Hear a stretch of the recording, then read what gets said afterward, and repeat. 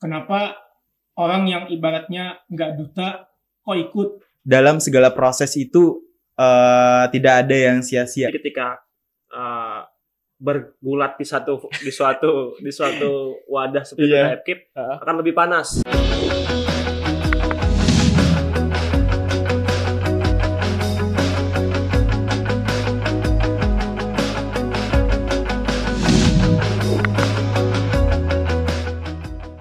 Kalaunya di masing-masing daerah kan kita bukan perwakilan dari kecamatan, tapi perwakilan dari perorangan. Iya, lebih ke umum ya. Lebih umum. Jadi nggak ada KTP Tanah Bumbu. Jadi nggak ada kayak supporter khusus daerah mana, nggak ada.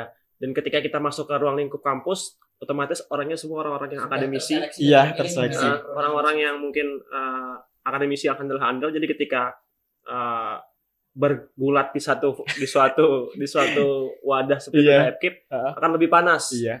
Kemudian kalau saya lihat juga dari segi persiapan, kayak kemarin bajunya banyak banget ya yang mereka pakai. Iya, benar. Saya kaget kayak ganti-ganti terus. Kalau kami paling baju pun disiapkan oleh dinas. Kemudian baju yang kami pakai pun baju-baju yang sederhana kayak cuma batik kesirangan doang begitu. Kalau mereka kemarin cukup kaget, banyak ganti baju dan memang sangat out of the box bajunya, nggak kayak kita terlalu terpaku dengan kebudayaan. Lawan juga masalah ketika speech. Kalau di tempat kami itu nggak terlalu fokus bahasa Inggris. Iya, benar. Isinya masuk, wah bisa bagus bisa menangkap. Tapi kalau di sini mungkin bahasa Inggris semua kayaknya lancar. Kemarin saya juga kaget, jadi kayaknya keren banget sih kalau emang bisa begitu. Oleh sebab itulah pentingnya diadakan duta prodi di masing-masing. Iya, benar sekali. Kami bertiga membuat jadi apa ya, kita siap mengawal. Benar sekali, melanjutkan ya. Iya. Mungkin akan lebih sulit dari duta FKIP ya. Sangat kami dukung dan kami bersamai karena duta prodi sangat penting. Contohnya pengalaman saya kemarin mengikuti duta FKIP tanpa melewati menjadi duta prodi, karena itu lumayan apa ya, dibilang capek iya juga sih. Karena kita sendiri mencari materi dan menyiapkan menyiapkan semuanya dan segala macam. Misalkan ada duta prodi itu bisa lebih gampang. Kita lebih banyak persiapan menuju ada timnya, ada ofisial dan semacamnya. Kita lebih nyaman persiapan untuk menjelang ke duta FKIP. Karena dari beberapa prodi yang udah ada dutanya itu mereka gampang, supporter banyak yang mendukung, misalkan mendukung pas waktu grand final ataupun di semifinal itu banyak gitu sih Kak. Jadi itulah pentingnya duta prodi, dan prodi-prodi bisa lebih gampang mempromosikan prodinya tersebut gitu Kak. Karena saya pernah mewawancarai oleh mahasiswa baru di Fakultas Keguruan dan Ilmu Pendidikan. Itu ada beberapa mahasiswa yang tidak tahu prodi ini ada di FKIP. Itulah karena kurangnya promosi dari mahasiswa ataupun dari lembaga-lembaga, karena kurangnya promosi. Itulah sebabnya pentingnya duta prodi di masing-masing prodi, karena bisa mempromosikan lebih luas. Karena di zaman sekarang lebih gencar, lebih maju teknologi, jadi lebih gampang, khususnya di Instagram itu yang sangat pesat sekarang Kak. Jadi dengan adanya duta prodi bisa kita mempromosikan lebih detail, lebih terfokus lah untuk mempromosikan prodi gitu. Oke, tapi yang kemarin menang di sebagai duta FKIP kemudian satu dan lain sebagainya, itu mereka berangkat dari duta prodi atau memang ada yang seperti Azmi yang tiba-tiba langsung ke fakultas? Ada beberapa yang berangkat dari duta prodi, ada beberapa yang langsung ke fakultas, misalkan sistem tunjuk aja.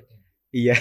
Nah ini juga apa ya, kalau Azmi kan bisa, kalau saya kemarin Filmapres ternyata juga seperti itu sistemnya penunjukan. Kemudian si Adinda dan Hadi juga kemarin KDMI sistemnya juga penunjukan. Ini mungkin jadi bahan masukan kita juga, karena di prodi ini suka menunjuk kan, seharusnya bisa dibuat kompetisi benar, biar nanti meskipun kita sudah tahu di atas kertas siapa yang menang, tapi kawan-kawan yang lain punya kesempatan dan itu yang bisa kita kembangkan. Nah satu lagi yang menarik tadi yang disampaikan oleh Kak Tengku terkait peran dari BEM yang membantu teman-teman di fakultas. Mungkin ini juga kritik kami terhadap Filmapres dan mungkin Filmapres ya, kalau KDMI kan kemarin dibantu sama BEM juga. Nah mungkin tahun depan kita perlu kawan-kawan di fakultas juga perlu mendengarkan apa sih yang hasil evaluasi dari penyelenggaraan di universitas. Kenapa kemudian di universitas selalu dari fakultas kedokteran yang menang, dan kenapa di EPKIP kita selalu meskipun bagus trennya kita selalu dapat posisi 3, artinya kita ini sama dengan kedokteran. Kedokteran itu konsisten untuk juara 1, sedangkan EPKIP kita konsisten untuk juara 3. Juara 2 hukum. Juara 2. Nah itulah kemudian jadi masukan kita juga untuk fakultas. Semoga di podcast inilah suara-suara kita, karena kan kalau di fakultas sendiri mahasiswa terlalu banyak dan sepertinya saran-saran untuk bisa sampai ke sana agak lebih susah, maka kemudian di podcast ini kita bisa menyampaikan suara-suara itu. Nah kalau di Nanang Hadi sendiri gimana proses seleksi di Jadi ada 2 tahap. Yang pertama seleksi di luar dari sebelum menjadi finalis. Jadi ada 3 seleksi. Yang pertama seleksi tertulis. Jadi kami diberikan pertanyaan seputar ketanah bumbuan lah, budaya, pariwisata, makanan khas, ekrab dan lain sebagainya. Jadi sebagai dasar kira-kira anak ini, orang ini apakah memang punya kompeten sedikit misalnya terkait tanah bumbu atau memang sama sekali nggak ada. Kemudian yang kedua yang pasti interview secara personal, kira-kira terkait kepribadian kita, terkait cara kita ngomong, terkait cara kita menjawab pertanyaan dan sebagainya. Yang ketiga adalah bakat. Jadi kami sebelum jadi finalis pun ada bakatnya, tes bakat. Kemarin tuh ulun pribadi itu silat, kebetulan karena basicnya silat, jadi menampilkan silat. Jadi 3 itu. Kemudian ketika masuk menjadi finalis itu 30 orang. Banyak banget. Jadi kalau yang lain mungkin 10-20 orang biasanya finalis. Kalau ini 30 orang karena ada 3 kategori tadi di dalamnya. Kemudian ketika sudah di karantina di hotel, biasanya kan yang lain juga di hotel. Terus ada materi yang pasti. Materi itu materi terkait interpersonal, kemudian terkait table manner, terkait juga dengan kebudayaan, pariwisata, sabta pesona, kemudian apa sih yang menjadi keunikan tanah bumbu yang mungkin nanti kita setelah menjadi duwis itu atau duta wisata bisa menonjolkan hal itu. Jadi memang sudah di briefing dari karantina kira-kira bagusnya ngapain ke depan begitu. Kemudian terakhir pasti malam grand finalnya. Jadi di malam grand final itu ada Q&A juga, kemudian ada speech juga yang dinilai, mungkin ini umum juga kayaknya sama semua sih. Yang dinilai itu bagaimana cara kita ngomong, intonasi kita, ketegasan suara kita. Karena kita sebagai seorang pageant ya, nanti akan ketemu banyak orang, akan ketemu dengan orang-orang penting khususnya dinas dan sebagainya. Jadi harus bisa lebih lancar berbicara, harus lebih vokal. Maka di grand final itu memang benar-benar diuji mental dan kepercayaan dirian kita. Kemudian selain itu pertanyaan-pertanyaan yang berkaitan dengan ketanah bumbuan, kalau di tanah bumbu terkait makanan khas, kemudian cara pembuatan tenun pagatan misalnya, atau bahkan nama-nama kepala dinas di sana gitu. Bukan nama-nama ikan ya. Bukan. Jadi memang fokusnya budaya, pariwisata, dan bagaimana kita punya relasi ke orang-orang penting lah, jabat yang punya jabatan di dinas supaya mungkin berinteraksinya nanti. Iya, banyak ke sana soalnya. Iya, betul sekali. Dan di dunia pageant juga itu kita bukan hanya dinilai dari segi look aja seperti yang dikatakan oleh Kak Tengku tadi. Kita bukan hanya dinilai dari look, tapi di dunia pageant itu ada dinilai dari 3B.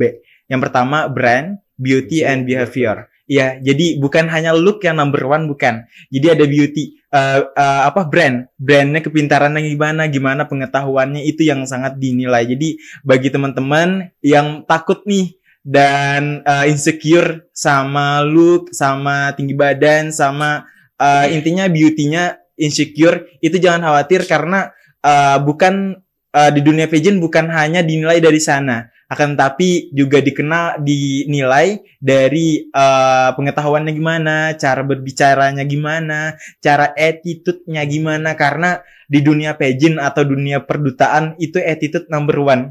Iya, gitu kan seperti bukan satu-satunya, bukan, tapi ya. harus kita akuin jadi salah satunya. Iya, benar sekali. Oke, kalau Kak Hadi tadi kan di untuk bakat menampilkan silat. Kalau Azmi sendiri gimana? Apa yang ditampilkan?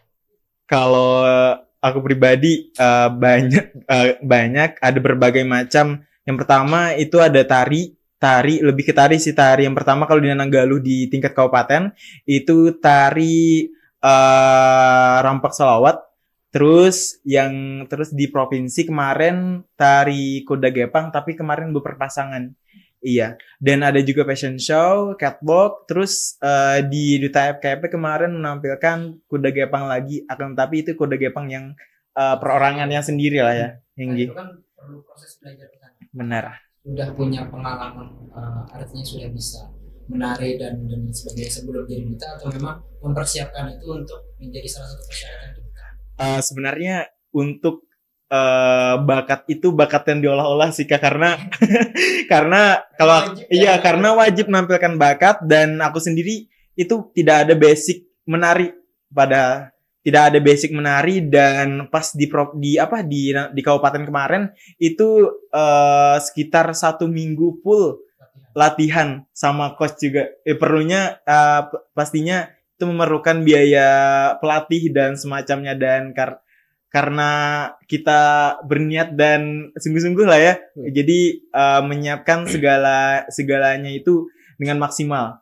Jadi dan terus di tingkat provinsi itu latihan juga sekitar 2 mingguan kemarin, dan di Duta FKIP kemarin sekitar 1 hari, karena kan udah ada basic tuh, udah pernah udah provinsi kemarin kuda gepang juga, jadi tinggal melancari aja lagi, tinggal mengingat-ingat gerakan dan semacamnya.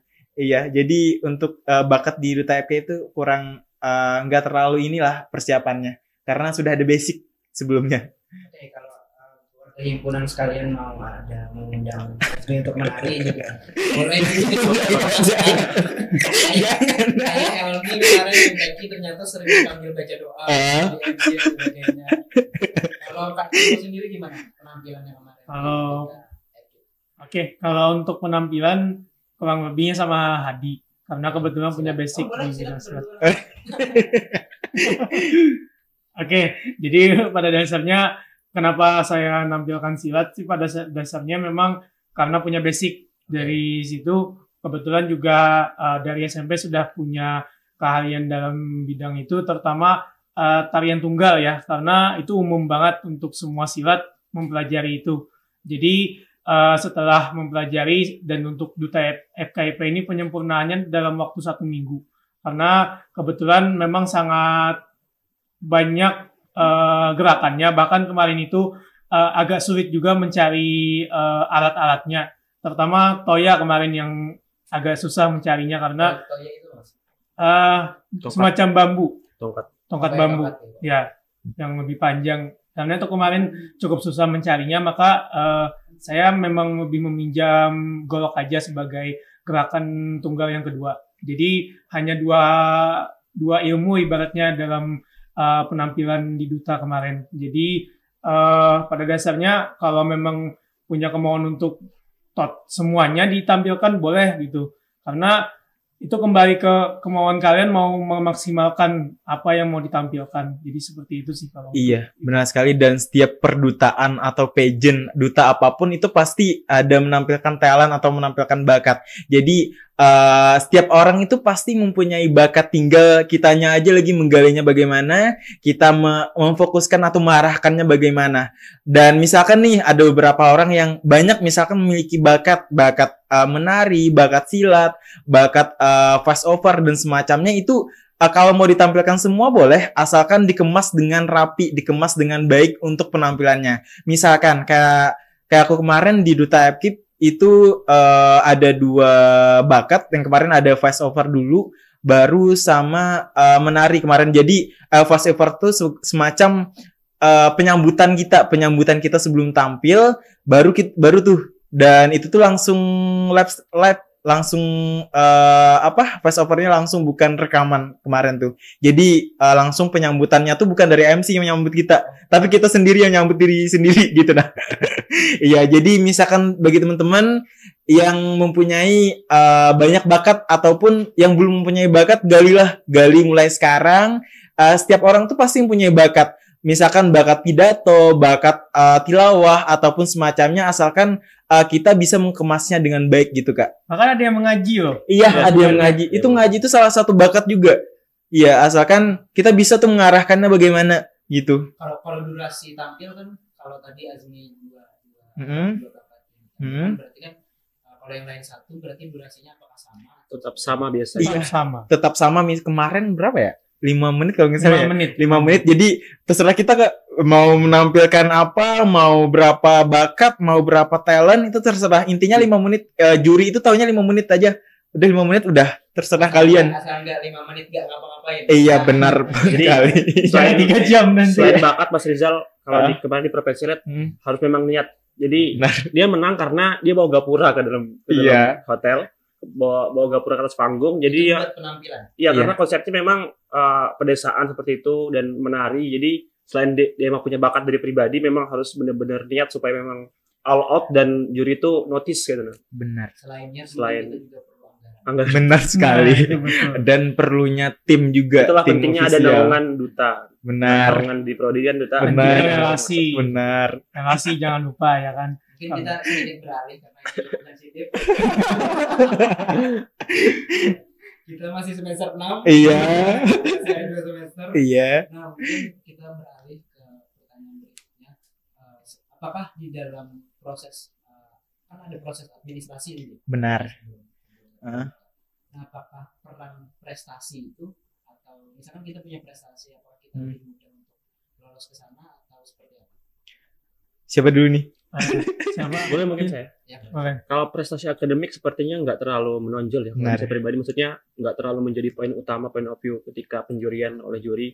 Tapi prestasi non akademik biasanya. Seperti kamu Pian tuh pernah ikut lomba menari misalnya kan, lomba apapun sebagainya. Kemudian riwayat ya termasuk riwayat organisasi memang cukup menjadi perhatian, dan ketika interview pun yang ditanya pasti itu. Kamu pernah ikut apa dan sudah ngapain di situ katanya. Apakah akan berdampak nanti ke duta wisata atau bagaimana? Kita jelaskan, kita jabarkan, kita kaitkan, dan seolah-olah memang berkaitan walaupun sebenarnya nggak berkaitan. Kait-kaitkan lah. Tapi itu mungkin poin-poinnya. Kalau akademik mungkin nggak terlalu. Iya, benar sekali. Dan untuk nilai pun itu sama sekali tidak ada ditanya pas waktu interview ataupun pas waktu administrasi, itu nggak ada menyerahkan nilai IPK, EPK atau apa, itu nggak ada. Itu jadi lebih ke sertifikat apa aja nih yang misalkan kita pernah jadi moderator ini, pernah jadi host ini, kita pernah mengikuti pelatihan ini, pernah menjadi delegasi ini, pernah mengikuti lomba, meskipun hanya finalis, itu ini juga diserahkan juga untuk sertifikatnya, fotokopinya. Itu jadi poin plus. Iya benar sekali. Jadi kumpulkan aja sebanyak-banyaknya sertifikat yang udah kita punya, itu karena sangat berdampak itu tuh untuk penilaian kita. Dan organisasi juga penting, tapi ada juga sebagian orang yang mungkin pertama kali dia mencoba dan belum mengikuti organisasi, itu nggak apa-apa, karena itu cuma nilai plus aja gitu. Nah misalkan tidak ada nggak apa-apa juga. Mungkin plusnya dia diraih. Iya benar. Ya yang paling nyata itu adalah kontribusi nyatanya. Benar. Secara konkretnya itu ya diberikan berupa sertifikat yang disampaikan tadi sama Azmi sama Hadi tadi, karena yang dipermasalahkan itu memang katanya IPK-nya tinggi kok nggak lolos misalkan. Ya nggak juga belum tentu. Karena pada dasarnya ada pun juga yang ibaratnya yang punya implementasinya nyata melalui pembuktiannya dari luar sana. Jadi ada bentuknya itu sertifikat atau piagam penghargaan, hadiah berupa apapun. Bahkan yang ibaratnya bakatnya di bidang basket misalkan, mereka juga bisa ikut gitu di Nananggaru misalkan, yang saya tahu. Bahkan ya tingkatnya bisa jadi yang berbakat bahkan. Karena itulah pentingnya kita menggali sertifikat sebanyak mungkin di kampus bahkan lah. Karena di kampus ini yang memang punya kesempatan banyak untuk kita bisa mengeksplor lagi lebih jauh. Mungkin kalau di luar bisa kita katakan bisa juga, karena banyak yang ibaratnya memberikan wadah untuk kita mendapatkan itu. Jadi jangan pernah takut dulu intinya. Jadi modal awalnya yang ikut menjadi duta itu niat, tidak ada lagi selain itu. Nah, jadi seperti itu sih. Oke, mungkin apa ya? Itulah gambaran menjadi duta. Karena di sini tergambar dari cara duduk pun kita seperti apa saya duduk pasti. Nah, mungkin saya mau ke pertanyaan yang sedikit lebih nakal. Saya pernah baca, bukan pernah baca dulu maksudnya. Dalam riset untuk podcast ini saya pernah baca pengamat pemerintah Kabupaten Banjar itu mengkritik pelaksanaan Nananggaluh di Kabupaten Banjar karena dirasa Nananggaluh itu tidak ada kontribusinya dalam segi peningkatan pariwisata.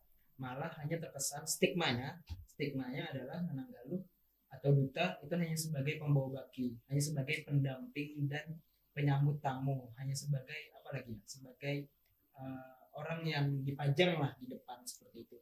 Nah, hal-hal seperti ini kan bisa terjadi kalau kita tidak punya visi atau program kerja yang dibawakan. Kira-kira kawan-kawan, apakah di dalam proses menjadi duta ini ada program kerja yang dibawakan atau semacamnya seperti apa?